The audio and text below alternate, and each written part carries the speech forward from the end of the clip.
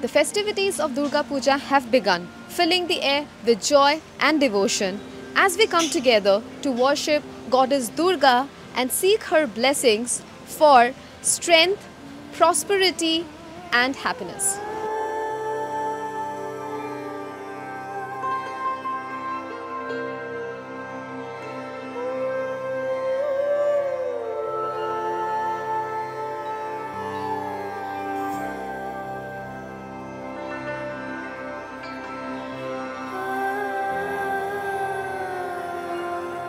Currently, it is raining in Guwahati and the air here is thick with the smell of clay, paint and dedication.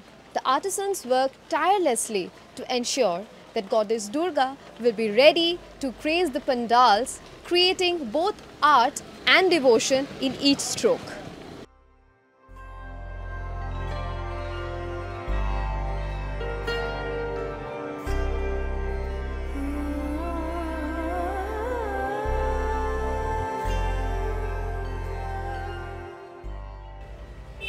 Today, we are here at Guwahati's Lachit Nagar to see a day in the life of an artisan. My name is Rajupal. Guwahati Lachit Nagar, my dukan. I'm 51 years old. সৰুৰ পৰাই কাম কৰি আছো এতিয়ালৈকে।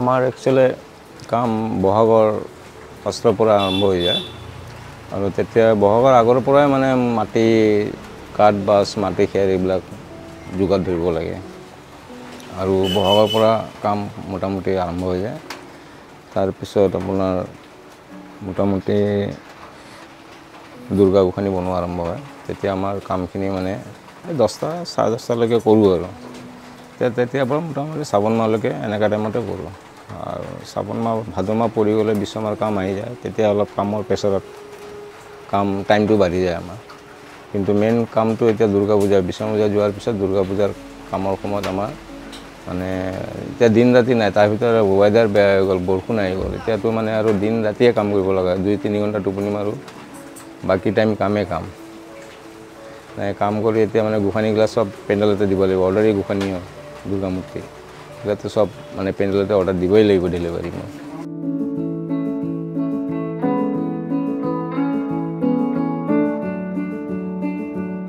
তো কাম actually data ককায়ন্ত কৰিছে তাৰ পিছত আমাৰ দেউতা সোনকালে ঢুকালে সৰু থাকোঁতে 5 বছৰ বয়সতে দেউতা ঢুকালে তেতিয়াৰ পৰা মানে ফাইনান্সিয়াল প্ৰবলেমটো আহি গ'ল আহি যোৱাৰ পিছত মোটামুটি মেট্ৰিক দিলোঁ আৰু তাৰ পিছৰ পৰা কিবা কৰি এতিয়া হাতৰ কাম কোনো এনে নিশিকে ফাইনান্সিয়াল প্ৰবলেম যাৰ থাকে ইয়ে একচুয়ালি হাতৰ কাম শিকে আৰু তেতিয়াৰ পৰা মানে ফ্যামিলি চলিব লগা হৈ গ'ল মা আছে ভণ্টি আছে ভাই আছে এই বস্তুবিলাক মেইনটেনেন্স কৰাৰ কাৰণে তেতিয়া আৰু মানে নিজে বস্তুটো কৰিব লগা হ'ল যে এইটো কাম কৰি কিনে চলিব লাগিব তেতিয়াৰ পৰা আৰু নিজে কৰিছো প্লাস কাৰিকৰ ৰাখি কিনে কাম কৰাই কিনে তাৰ মাজে দিয়ে কাম যিমানখিনি পাৰিছো মই শিকিছো আৰু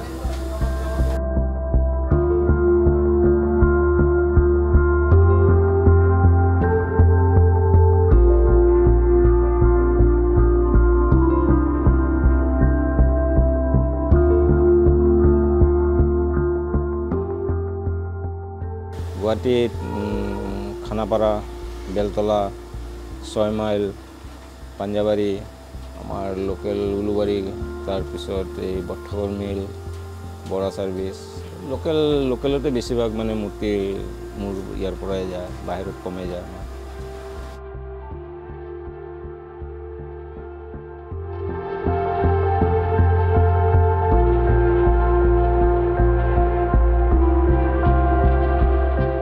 মোৰ লগত মোটামুটি 10 জন ষ্টাফ আছে 10 জন ষ্টাফ মোৰ লগত কাম কৰি আছে আৰু গোসানীটো অৰ্ডাৰ একমাহ কোনো 20 দিন আগতে অৰ্ডাৰ হৈ যায় অৰ্ডাৰ হোৱাৰ পিছত যেতিয়া মোটামুটি সময় আহি যায় ওচৰত, কোনোবা পাৰ্টি আহি কেনে কয় মোক 2 দিনমান আগত লাগিব, কোনোবাই কয় 3 দিন আগত লাগিব। সেই প্ৰেছাৰবিলাক মানে কামৰ সময়ত বাঢ়ি যায় আমাৰ। কিয় তেওঁলোকে কোৱা মতে আমাৰ মূৰ্তি ডেলিভাৰী দিব লাগে, নহ'লে তেওঁলোকে বেয়া পাব। কিবা কাৰণত কিবা সিহঁতৰ কাম চাম থাকে, সেই বস্তুবিলাক মানে এডজাষ্ট কৰি লয়। সেই হিচাপত আমাৰ মানে কামখিনি বহুত প্ৰেছাৰ বাঢ়ি যায়। আৰু ষ্টাফটো আছে, ষ্টাফ মানে দিন ৰাতিয়ে কাম কৰি আছে। মূৰ্তি বনোৱাটো হ'ল চবতকৈ টাফ কাম। যোনটো তাৰ ডিজাইন থাকে, ডিজাইনটো আনিব লাগিব। এটা বিল্ডিং যেতিয়া বনাব যায় মানুহ আৰ্কিটেক্ট লাগে, ছেম আমাৰ তেনেকৈ যেতিয়া গোঁসানী কেনেকুৱা হ'ব, সেই হিচাপতে খেৰেদি চুকলি দি কেনে মেৰাই বস্তুবিলাক তাৰ ইমতে আনিব লাগিব, ডিজাইনৰ মতে। তাৰপিছতে তাৰ ওপৰতে মাটি মাৰিব লাগিব। তাতে 2টা মাটি থাকে, এটা আঠা মাটি বুলি কয়, এটা নদীৰ পলি মাটি বুলি কয়। এই 2টা মাটি আগত আঠাটো দি কেনে খেৰটো ঢাকিব লাগে। তাৰপিছত নদীৰ পলি যোনটো বুলি কয়, সেইটো ওপৰেদি ফাইনেল লেপ দিব লাগে। সেইটো শুকোৱাৰ পিছতে আমি ৰিপেয়াৰিং কৰোঁ। ৰিপেয়াৰিং কৰাৰ পিছতে তাৰপিছতে ৰং চং আৰম্ভ হয়। আৰু চবতকৈ টাফ কাম হ'ল চকু দিয়া। চকু দিয়াটো হ'ল চবতকৈ টাফ কাম। এইটো যোনে তোনে দিব নোৱাৰে, কৰিব নোৱাৰে। আৰু এইটো যোনে কৰিব পাৰে, সিয়ে হ'ল মেইন মানুহ। আৰু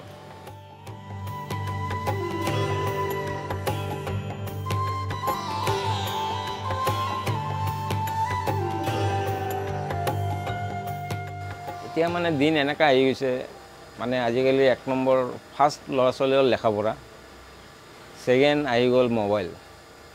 এই 2টা বস্তুতে মানে সৰু ল'ৰা ছোৱালীক ইমান ব্যস্ততা কৰি ৰাখিছে, সিহঁতে পাহৰি গৈছে যে জোলন কি বস্তু।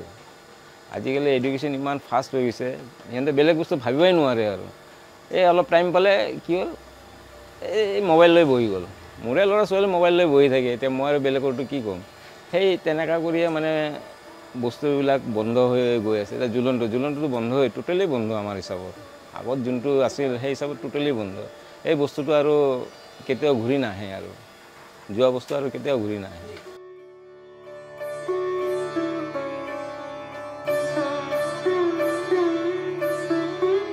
এতিয়া মোৰ ল'ৰা ছোৱালীয়ে কাম কৰে কিনা নাই মইতো ক'ব নোৱাৰিম। মই থকালৈকেতো কৰি যাই থাকিম, মই যিমান দিন জীয়াই থাকিম কৰিমেই। তাৰপিছত এইটো হ'ল সিহঁতৰ কথা, সিহঁতে কৰিব নে নকৰে। তেতিয়া সিহঁতেতো লেখা পঢ়া কৰি আছে, এতিয়া ভাবে যে ইমান হাৰ্ডৱৰ্ক আমি কৰিব নোৱাৰিম, তেতিয়াতো কৰাৰ একো ৰাস্তা নাই। আৰু মানুহ দি কেনে এই কাম কৰা মানে বহুত জুলুম কথা। মানুহক দি কেনে কৰিব নোৱাৰি এই কাম, মানে ফিউচাৰত আনিব নোৱাৰি। আৰু বৰ্তমান চলি আছে, কিন্তু আন ফিউচাৰত মানে এই কাম মানুহ দি নিজে যদি নাজানে কাম, তেওঁ দোকান চলাব নোৱাৰিব। আচলতে প্ৰথমটো কাম আছিল আগত আমাৰ জোলন যাত্ৰা বুলি জোলন হৈছিল গুৱাহাটীত। তেতিয়া ক্লাছ মই 5-6ত পঢ়োঁ। তেতিয়াৰ পৰা মানে জোলনৰ মানে খুব চাহিদা আছিল। 1 মাহ আগৰ পৰা মানে গেলাৰী লগাই কেনে সৰু সুৰা পুতুল চুতুল যি আছিল জোলনৰ, সেই বস্তুবিলাক মানে বিক্ৰী হৈছিল। তেতিয়াৰ পৰা মানে সেইটোতে ইণ্টাৰেষ্ট লাগি গ'ল। আৰু সৰু সুৰা যি বস্তু মাছমৰীয়া হওক, গৰু হাল বাই থকা নাৱৰীয়া, এই বস্তুবিলাক মানে তেতিয়া এই জোলনৰ সময়ত বিক্ৰী হৈছিল। এটা সময়ত খুব ফেমাছ আছিল, কিন্তু বৰ্তমান তাৰ চাপ্টাৰ বন্ধ, একদম পূৰা বন্ধ হৈ গৈছে। এই তেতিয়াৰ পৰাই মানে এই কামখিনি আৰম্ভ হৈছে। তেতিয়াই এই কামত মানে ৰাখিবতো নোৱাৰি, ধৰি ৰাখি কিনে যে কিবা ফটো চটো মাৰি ৰাখি দিলে বেলেগ কথা আছিল। তেতিয়া তেনেকুৱা ছিষ্টেমেটিক নাছিল। তেতিয়াৰ পৰা কামখিনি ষ্টাৰ্ট কৰিলোঁ।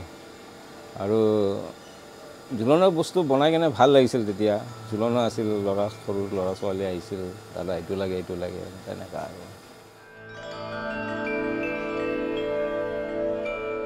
আমাৰ কামৰ মানে মেইন হ'ল ফাইনেন্সিয়েল প্ৰব্লেম।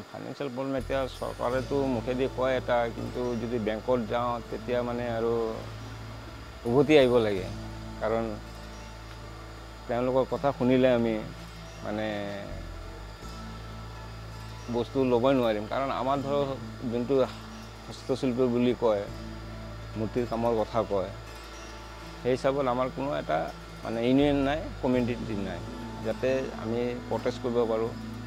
সেইটোৱে আমাৰ মেইন প্ৰব্লেম হৈ গৈছে। এতিয়া চৰকাৰেতো হস্তশিল্পীৰ কাৰণে লোন দি আছে, হস্তশিল্পীৰ কাৰণে লোন দি আছে, কিন্তু আমি যেতিয়া বেংকত যাওঁ তেতিয়া মানে বেংকে মানে যোনটো কথা বিচাৰে সেই হিচাপত মানে আমি আগবাঢ়ি যাব নোৱাৰোঁ। সেইটো হ'ল আমাৰ মেইন কথা। চৰকাৰে যদি ডাইৰেক্ট মানুহ পঠাই কিনে দোকানে দোকানে যদি ভিজিট কৰিবলৈ হয়, তেতিয়া তেওঁলোকে গম পালে যে মানুহখিনি সঁচা নাই মিছা। কাৰণ আমাৰ নাম দি কিনে বহুতে বহুত কিবা কিবি পইচা উঠাই আছে, খাই আছে।